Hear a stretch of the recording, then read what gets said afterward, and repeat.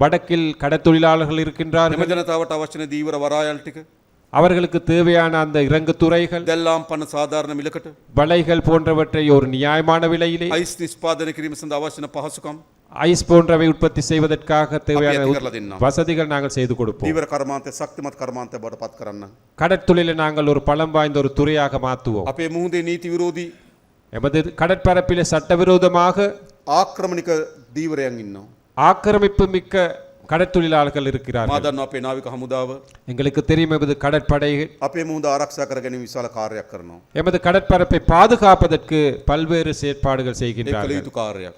அது கட்டாயம் செயல்படுத்த ඒ வேண்டும். වගේ මා දන්නවා அதே போன்று எங்களுக்கு தெரியும் දැන් කච්චතීව දීපත කේන්ද්‍ර කරගෙන විශාල සංවාදයක් ඇති වී இந்த තිබෙනවා. கச்சத்தீவு அதை மையமாக கொண்டு ஒரு கருத்தாடல் இடம்பெற்று ඒ வருகிறது. අපේ භූමිය.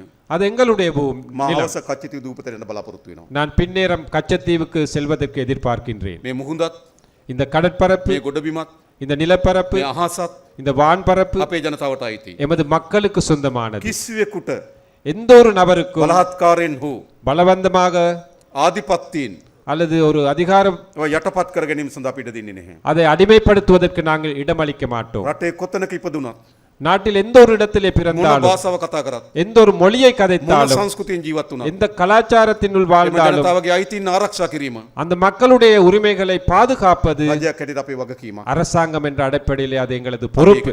අපි ඒක ඇති කරනවා. நாங்கள் அதை ඒ நிறைவேற்றுவோம். වගේ මේ යාපනයේ උතුරේ அதே போன்று இந்த யாழ்ப்பாணத்தில் තරුණ வடக்கு තරුණ රැකියා අවස්ථා නිර්මාණය කිරීම සඳහා இளைஞர் யுவதிகளுக்கு வேலை வாய்ப்புகளை අලුත් ஏற்படுத்துவதற்கு කර්මාන්ත පුර 3ක් ආරම්භ කිරීමට புதிய கைத்தொழில் மையங்கள் 3 ஏற்படுத்த நாங்கள் தயார். මා